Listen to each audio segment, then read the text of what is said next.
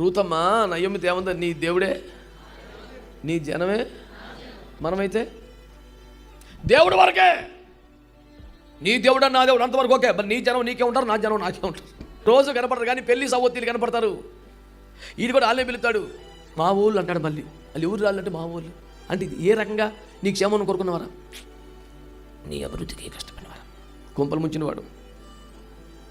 మరి ఎందుకు మా ఓడు? మరి ఇంకేం మీ ఓడు రా? నీ క్షేమాన్ని కోరుకోలేదు, నీ దుఃఖంలో నేను ఆదుకోలేదు, కనీసం నీ అభివృద్ధికి 10 రూపాయలు సహాయం చేయలేదు, నీ తిప్పలు నువ్వే పడితే కనీసం ఆనందించలేదు, వాడి సొమ్ము తినలేదు, ఏ పాపం చేయలేదు, రెక్కల కష్టం చేసుకొని బిడ్డలు పెట్టుకొని నువ్వు బతుకుతుంటే కూడా నీ మీద ఏడిచాడు. ఇంకే రకంగా నీ ఓడు అంటే అన్ని రకాలుగా నా విరోధి. కానీ కులాన్ని బట్టి మా ఓడు, నీ పాపిష్టి కులం పాడుగాను.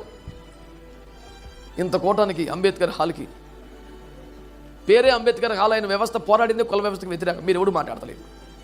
ఇంతలో పుస్తకాలు రాశాడు కుల వ్యవస్థ మీద, సదరు పట్టించుకోరు.